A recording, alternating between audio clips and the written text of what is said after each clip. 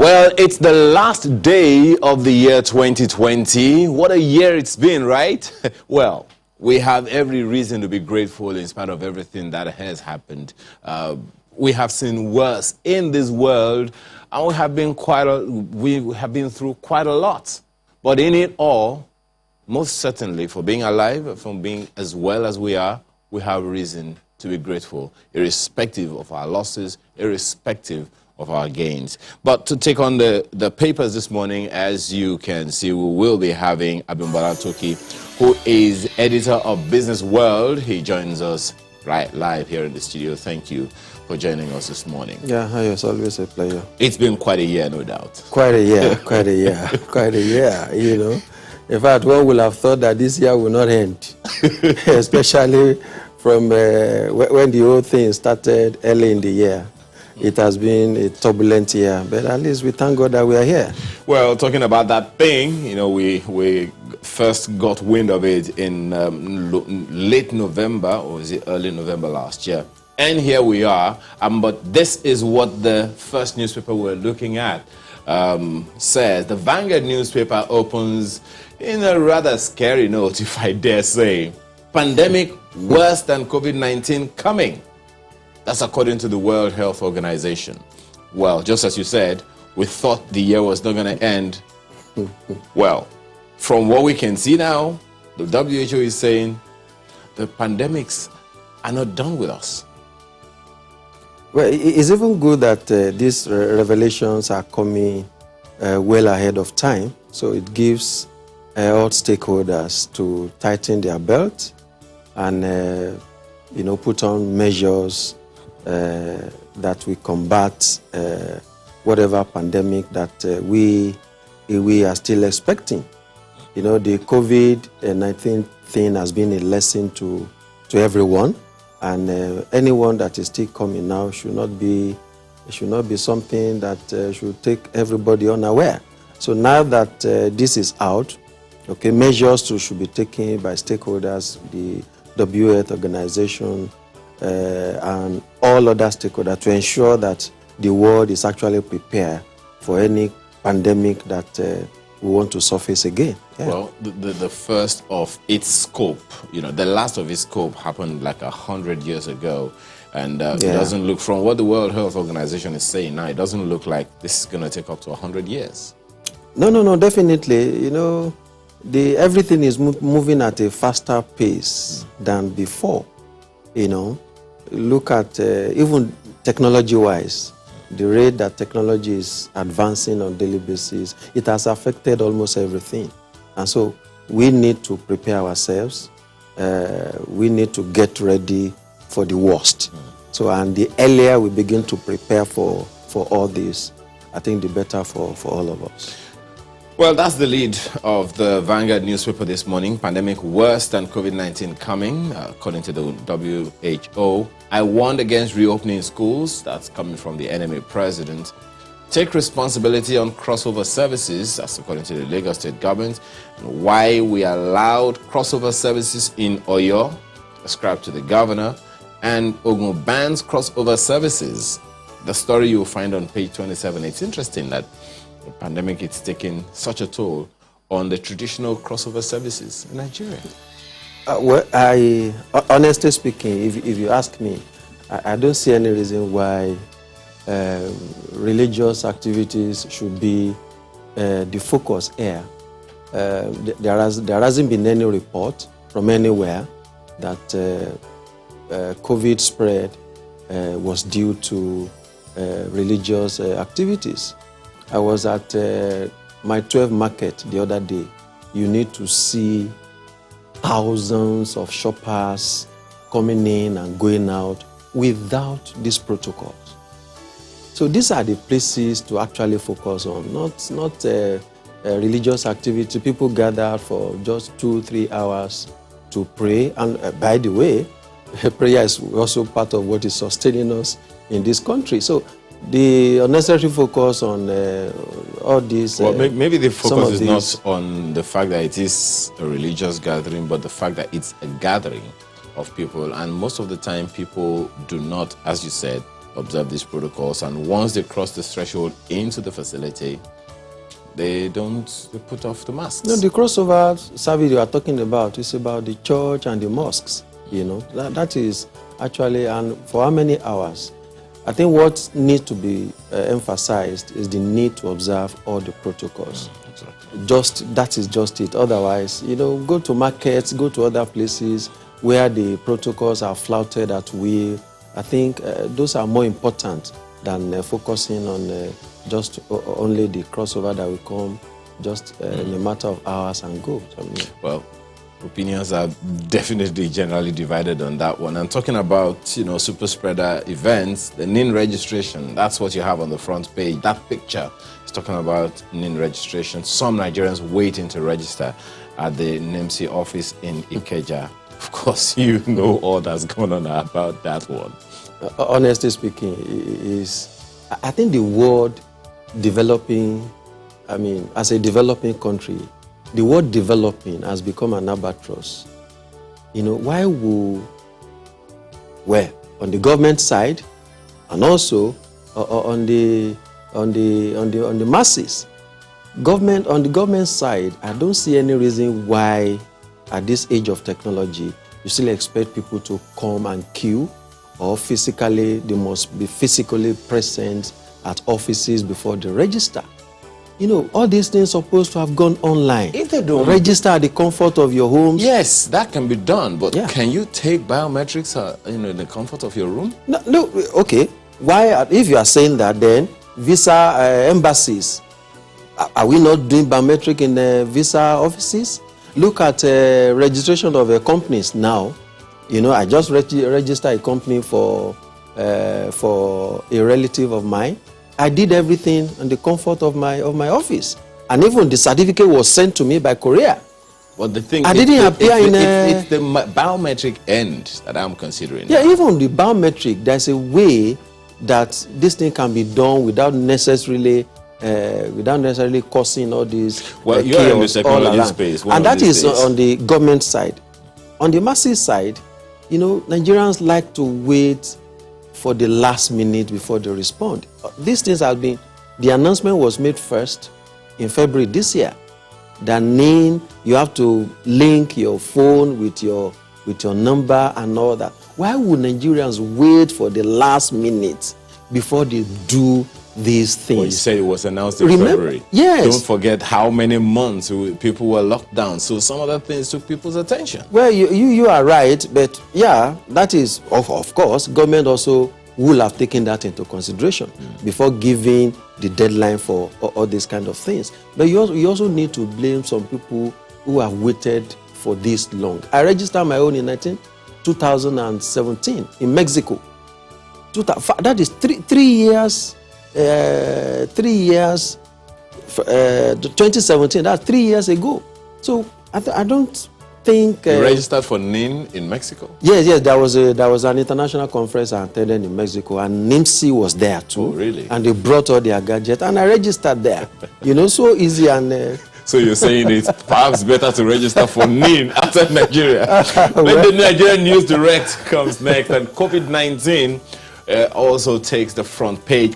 Confusion, a States Council crossover service imposed fine against defaulters as Makinde approves crossover night under strict COVID-19 protocol. The story is on page 2. We have already talked extensively about that one. So many other stories you can pick on the front page of the Nigerian News Direct this morning. But this one catches my attention. It's on the lower part of the page. Nigeria's top 25 economy ranking reflects success of Buharinomics, as ascribed to the BMO. Find that story on page 4. So, I also found that quite interesting, and it's also very, very encouraging. I listened to one analysis yesterday. It is not that the government of the day is so bad in its entirety. It's not that they are not doing anything. It's just that the pace at which some of these things are being done are too slow. Otherwise, we will have been reaping the benefit of democracy even before now. You know, it's quite interesting that this report is coming out. But what is more important is for the government to be able to sustain all the economic activities that it has introduced in the last few months. Look at the last few weeks, at least. So the prices of staple food, they are getting stabilized. So if this can continue into the new year, I think we have reason to smile. The challenge, Mr. Tooki, is not that the figures are not good for the optics. It's the experience, all right? Well, on the one hand, IMF is saying something, you know, a little negative. The other side, you're hearing something positive about our rankings and everything. But then, how do these things, these praises, if I can use that word, how do they reflect on the people? I think that's what's important right here, because if the figures are not speaking to the realities, there's a challenge. But I think government is also doing a bit in that regard. Look at the stimulus package.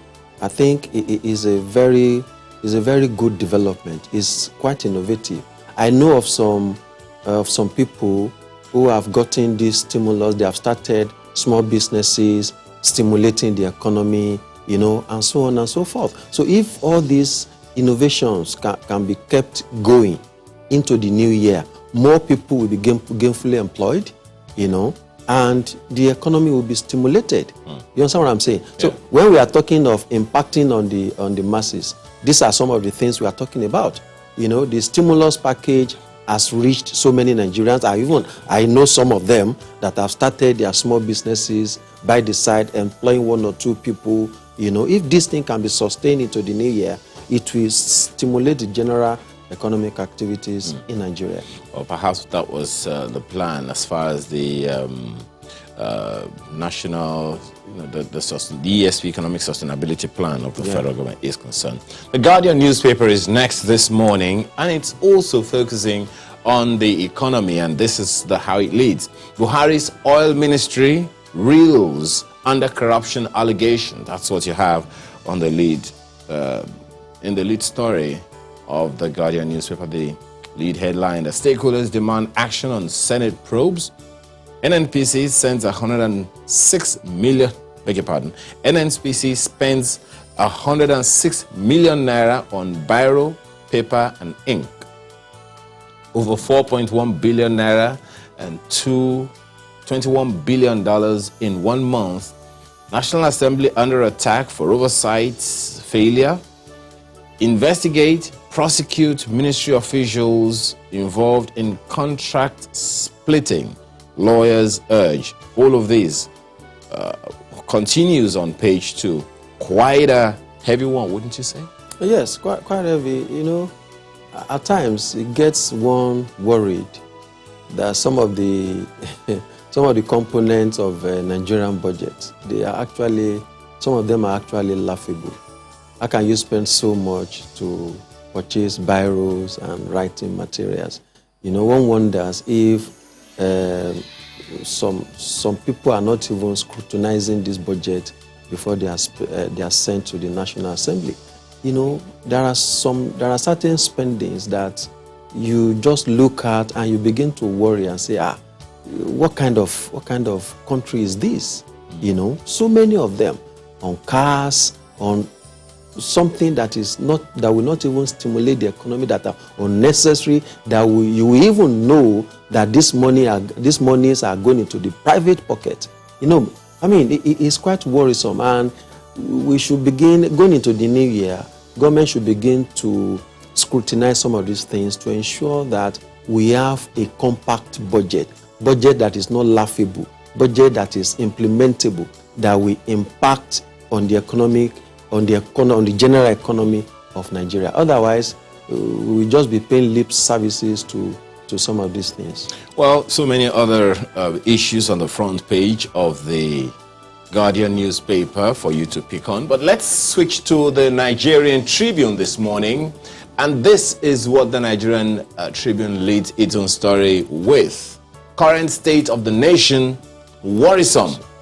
Anyako laments. The story you'll find on pages 4 and 31 wants FG and leaders to tackle obstacles to political stability in 2021. Nigeria overwhelmed by kidnapping, banditry crisis, according to Gombe Governor. Kuka right, all not well with Nigeria, Otom says. Well, it's another bumper, if we can, call it that. But the part that I think I'd like you to speak to here is the part where he says he wants the federal government and leaders to tackle obstacles to political stability in the coming year. What have we been doing that we haven't been? It has really been, that rocket. It has been a recurring decima, and look at Bishop Kuka the other time. Anyaku is also coming. I think government itself needs to reflect on some of these things. Government reacted to Kuka's statement, and you can see that most Nigerians actually support what these leaders said. Apart from the sycophants within the government that are defending what is not defendable, you can see that most Nigerians actually support what these leaders are saying. And if you look at it, insecurity, there's no way you can achieve any economic progress when there's insecurity and political instability everywhere. I mean, these are the things that doesn't go well, even for the leaders.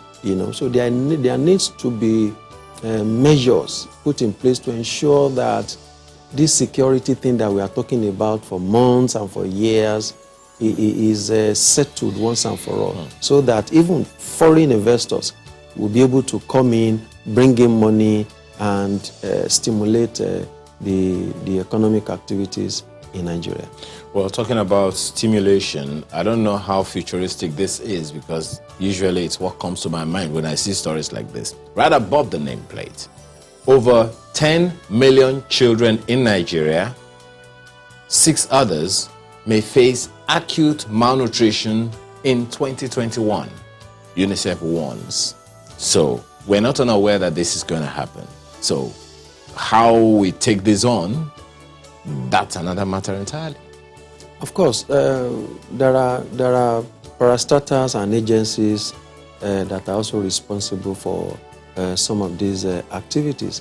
I think what government also needs to be looking at going forward into the new year is to be able to be giving targets to organizations, parastatals, and political leaders. When they have targets, when they are, okay, within this period and this period, this is what they expect you to achieve. Look at the report from the UNICEF.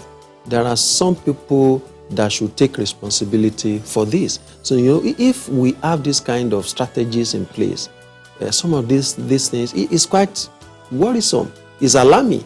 This kind of figure is what is going to happen. And now that this report is coming out, I think there should be proactive measures to tackle it, because these are the future of Nigeria. 10 million children, that's a very huge number.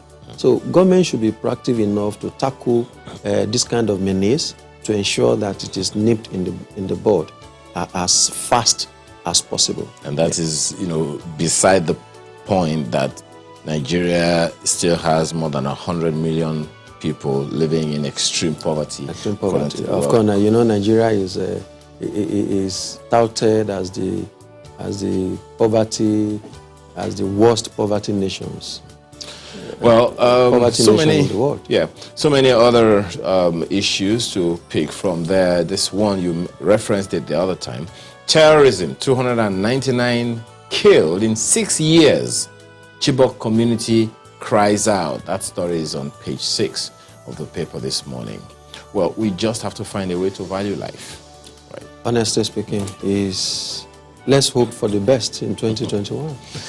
Well, it seems that Daily Trust decided to summarize 2020. 2020, Nigeria in 12 months. Well, you will have to pick up the paper to check the details. And so he lists a few of the stories that that made up the year 2020, if one can say that. A few pictures here on the front page. COVID-19 definitely played a major part. You know. Why Senate under me rejected Magu, other Buhari's nominees, that's coming from former President of the Senate, Saraki. That's right there on the front page as well. So many other issues to take on. But if you are saying, if you are to say, this is one issue that takes the cake for me in 2020, in the year 2020, how will it be? A case? Of course, when you talk about 2020, which many Nigerians will want to forget as soon as we are in January 1st. As if that is possible. Of course, we have to put that behind us and forge ahead. It is definitely, you don't, anyway, if you wake any Nigerian up, COVID-19 is a case in point. Apart from that, NSAS project, protest, you know, these are some of the high points that defined 2020. The Leadership newspaper is also on the bill. And what is the interest of the Leadership newspaper? Crossover night. FG reads riot act to violators of COVID-19 protocols. The story is on page 4. Security operatives to enforce 12 a.m. to 4 a.m. curfew. You know, people didn't even know that curfew was still on. It was still on. And, you know, because it was far into the night. You know, between 12 and 4, you expect people to be on their beds. Yeah. You know, so people can easily forget. If it were to be earlier in the night, maybe like 8, 7, or 9, maybe it will have been more pronounced. But 12, everybody is expected at home for 12 o'clock. Okay. So churches insist on physical gathering. Oyo lifts curfew. Is crossover night. NIMR begins probe of fake COVID-19 results. That also, you know, was noised by the Lagos State government yesterday. Yeah. NMA warns against reopening of schools. No core member abandoned at isolation center. That's ascribed to the NYSC, and a few other stories you'll find on the front page of the Leadership newspaper this morning. And if you switch to the Blueprint newspaper, it is also having something on of interest to you. Chibok community to Buhari, we want presidential action on 112 schoolgirls now. Now, that definitely will catch anyone's attention, given that when it happened in Dapchi, all were returned in at once, altogether. Happened in Kankara, all were returned at once. And because the president had promised that he was going to ensure the return of the girls home, and here we are, how many years after? And we're still looking for them. So what do you make of this demand? Well, the demand is in the right direction.